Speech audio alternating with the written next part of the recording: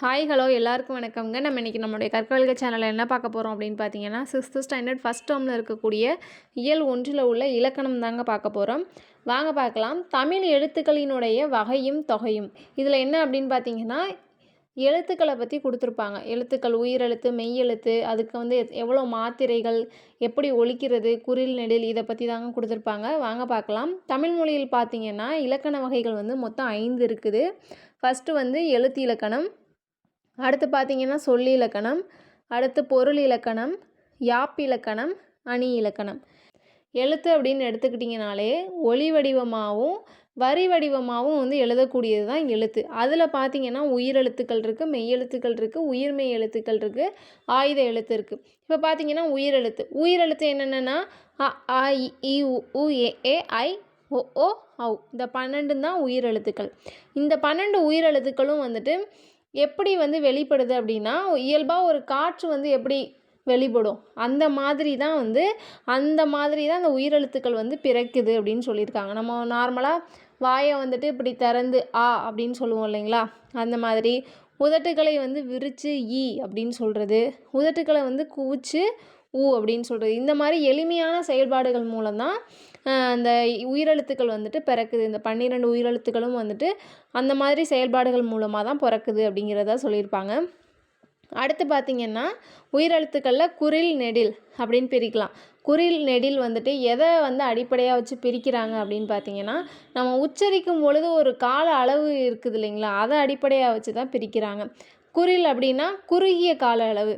அப்படின்னா அ ஆ சொல்கிறதுக்கும் ஆ சொல்கிறதுக்கும் டிஃப்ரென்ஸ் இருக்குது இல்லைங்களா, அந்த கால அளவு இருக்குதுல்ல, அதனால் அ இ உ ஏ ஓ இந்த 5ம் தான் வந்துட்டு குறுகி ஒலிக்குது.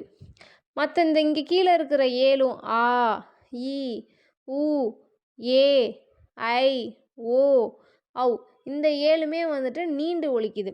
அதனால தான் இந்த 5ஐயும் வந்துட்டு குறில் எழுத்துக்கள்னும் இந்த 7ஐயும் வந்துட்டு நெடில் எழுத்துக்கள்னு சொல்கிறாங்க. சரிங்களா. இது எதை வந்து அடிப்படையாக கொண்டு இது பிரிக்கப்படுது அப்படின்னு பார்த்தீங்கன்னா, உச்சரிக்கும் போது ஏற்படக்கூடிய கால அளவை அடிப்படையாக கொண்டு தான் இது பிரிக்கப்படுது.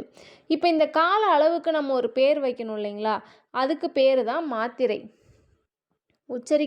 உச்சரிக்கப்படும் பொழுது ஏற்படக்கூடிய அந்த கால அளவுக்கு மாத்திரை அப்படின்னு சொல்லிட்டு பேர். ஒரு மாத்திரை அப்படின்னா நம்ம அப்படி கண்ணை இமைக்கிற நேரமும் கையை வந்துட்டு கை நொடிக்கிற நேரமும் தான் வந்துட்டு கால அளவு அப்படின்னு சொல்கிறது. ஒரு மாத்திரையினுடைய கால அளவு என்னென்னா, இப்படி கண் இமைக்கிறதும் ஒரு நொடி, அதாவது ஒரு டைம் வந்து கை நொடிக்கிறது தான். சரிங்களா. இது எக்ஸாமில் கேட்குறதுக்கு வாய்ப்பு இருக்குதுங்க. குரூப் 4 எக்ஸாமில் நோட் பண்ணிக்கோங்க. குறில் அப்படின்னா குறில் எழுத்து வந்து எத்தனை மாத்திரை அப்படின்னு பார்த்தீங்கன்னா ஒரு மாத்திரை தான். ஆ அப்படி நீங்கள் ட்ரை பண்ணி பார்த்தீங்கன்னா தோணும், இப்படி நம்ம கண்ணை இமைக்கிற நேரம் தான் வந்துட்டு அந்த ஆ சொல்கிறதுக்கான ஒரு கால அளவு. அப்போது குறில் எழுத்து அப்படின்னா ஒரு மாத்திரை.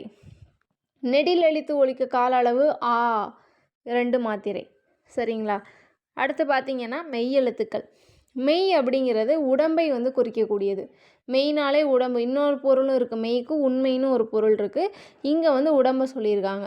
மெய் எழுத்தை வந்து ஒலிக்கும் போது நம்மளுடைய உடல் வந்துட்டு இயக்கத்தில் இருக்கும். அதாவது எப்படின்னா இக்கு, ஆனால் அ ஆ இ சொல்லும் பொழுது அந்த மாதிரி இருக்காது. இக்குன்னு நம்ம அழுத்தி சொல்லும் பொழுது நம்மளுடைய உடம்பு வந்து ஒரு இயக்கத்துக்கு வந்து உட்படும். அதுதான் சொல்லியிருப்பாங்க. இந்த 18 எழுத்துமே வந்துட்டு மெய் எழுத்து தான். இந்த 18 எழுத்தில் வல்லினம், மெல்லினம், இடையினம் அப்படின்னு நம்ம 3ஆக பிரிப்போம். அதை நம்ம எப்படி சின்ன வயசுலலாம் ஷார்ட்கட்டாக ஞாபகம் வச்சுப்போம் அப்படின்னு பார்த்தீங்கன்னா, கசட தபர ஞஞன நமன எரள வளல இப்படின்னு ஞாபகம் வச்சுப்போம் இல்லைங்களா. அதே மாதிரி தான் இங்கே வல்லினம்னா இக்கு இச்சு இட்டு இத்து இப்பு இரு.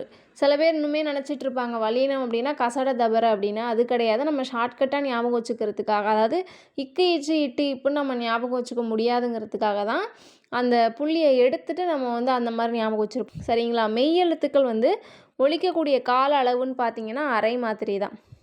புள்ளி வச்ச எழுத்து எல்லாமே ஒலிக்கக்கூடிய கால அளவு அரை மாத்திரை.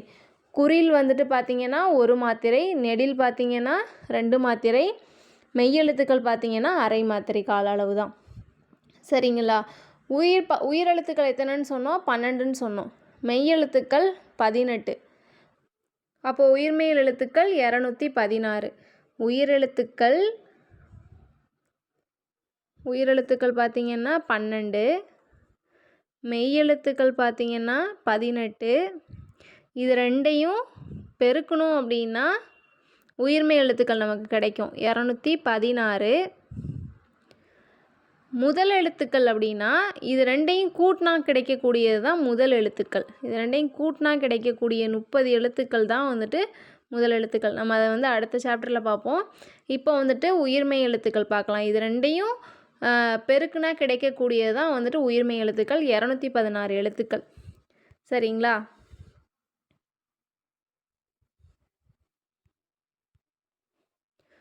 மெய்யோட உயிர் குறில் சேர்ந்தால் உயிர் மெய் குறில் தோன்றுகிறது. அதாவது என்ன அப்படின்னு பார்த்தீங்கன்னா, இப்போ மெய் எழுத்துனா இக்கு. இப்போ இக்குன்னு வச்சுக்கோங்களா, இக்கு. இக்கோட உயிர் குறில், குறில் எழுத்துனா ஆ. இது சேர்ந்துச்சுன்னா என்ன கிடைக்கும்னு சொல்லியிருக்காங்க? உயிர்மெய் குறில் தோன்றுகிறதுன்னு சொல்லியிருக்காங்க. அப்போ உயிர்மெய் குறில் அப்படின்னா இக்கு ப்ளஸ் ஆ கா, இதுதான் உயிர்மெய் குறில். அது மாதிரி மெய்யுடன் நெடில் எழுத்து, உயிர் நெடில் எழுத்து சேர்ந்துச்சு அப்படின்னா இக்கோட ஆ ஆ சேர்த்தோம் அப்படின்னா கா கிடைக்கும் இல்லைங்களா? அப்போது உயிர்மெய் நெடில் எழுத்து கிடைக்கும். இதுதான் சொல்லியிருக்காங்க. அப்போது உயிர்மெய்யை வந்துட்டு உயிர்மெய் குறில், உயிர்மெய் நெடில் அப்படின்னு 2 வகையாக நம்ம படுத்தலாம் அப்படிங்கிறது. அடுத்து பார்த்திங்கன்னா ஆயுத எழுத்து. தமிழ் மொழியில் உயிர்மெய் எழுத்துக்கள் தவிர தனி எழுத்து ஒன்று இருக்குது. தனி எழுத்து என்னன்னு பார்த்தீங்கன்னா ஆயுத எழுத்து. தனி எழுத்து ஒன்று இருக்குது, அது வந்துட்டு ஆயுத எழுத்து. அந்த ஆயுத எழுத்தை வந்துட்டு ஒழிக்கக்கூடிய கால அளவு அரை மாத்திரை. சரிங்களா? ஆயுத எழுத்து ஒழிக்கக்கூடிய கால அளவு பார்த்திங்கன்னா அரை மாத்திரை. இப்போது குறில் எத்தனை? 1 மாத்திரை, நெடில் 1 மாத்திரை, புள்ளி வச்சுருக்கக்கூடிய மெய் எழுத்து வந்து பார்த்திங்கன்னா அரை மாத்திரை, ஆயுத எழுத்தும் பார்த்திங்கன்னா அரை மாத்திரை. இப்போது இந்த கபிலர் அப்படிங்கிறது வந்துட்டு எக்ஸாமில் குரூப் 4 எக்ஸாமில் இப்போ நடந்த எக்ஸாமில் கேட்டிருந்தாங்க, கபிலர் வந்துட்டு எத்தனை மாத்திரை அப்படின்னு. கா அப்படின்னா என்னது? கா வந்துட்டு என்ன எழுத்து? உயிர்மெய் குறில் எழுத்து. அப்போ குறில்னு வந்தாலே 1 மாத்திரை. பியும் வந்துட்டு உயிர்மெய் குறில் எழுத்து தான். அப்போ இதுவும் வந்துட்டு 1 மாத்திரை. லாவும் உயிர்மெய் குறில், அதாவது குறில்னு வந்துட்டாலே 1 மாத்திரை அளவு தான். நெடில்னு வந்தால் தான் 2. ஆயுத எழுத்துன்னா அரை மாத்திரை, மெய் எழுத்துனா அரை மாத்திரை. இர்னா மெய், அதாவது லாக்கு வந்து 1 மாத்திரை. அப்படின்னா அரை மாத்திரை, ஏன்னா அது மெய் எழுத்து. இப்போ இது 2யும் 3யும் கூட்டணும் அப்படின்னு பார்த்தீங்கன்னா 3½ மாத்திரை. சரிங்களா? அடுத்து வாங்க புக் பேக் கொஷின் பார்க்கலாம்.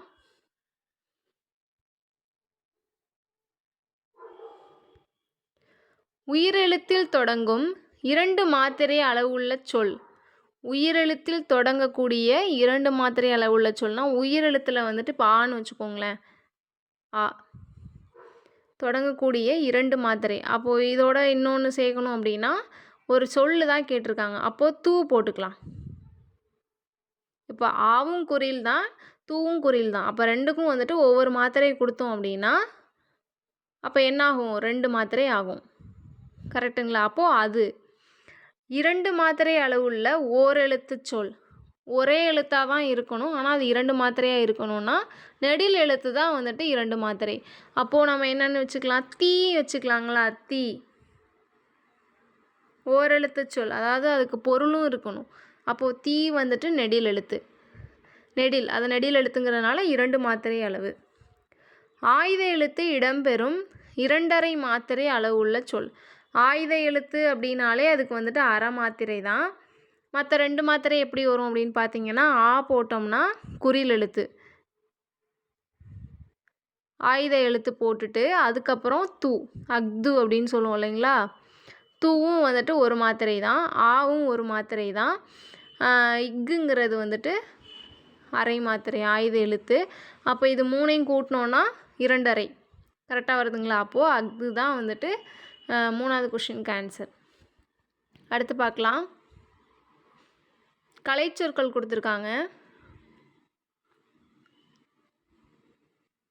வலஞ்சுழினா கிளாக்வைஸ், வலஞ்சுழினா கிளாக்வைஸ். இணையம் இன்டர்நெட். தேடுபொறி அப்படின்னா சர்ச் இன்ஜின். முகநூல் ஃபேஸ்புக் இது எல்லாருக்கும் தெரியும். புலனம்னா வாட்ஸ்அப். இடஞ்சுழினா ஆன்டி கிளாக் வைஸ். குரல் தேடல்னா வாய்ஸ் சர்ச்.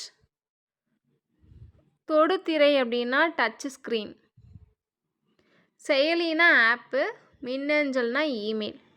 இந்த வீடியோ பிடிச்சிருந்தா லைக் பண்ணுங்கள், ஷேர் பண்ணுங்கள். கற்கவெழுகு சேனலை சப்ஸ்கிரைப் பண்ணிக்கோங்க. நெக்ஸ்ட்டு வீடியோவில் இயல் 2ல் இருக்கக்கூடிய இலக்கணம் பார்க்கலாங்க. தேங்க்யூ.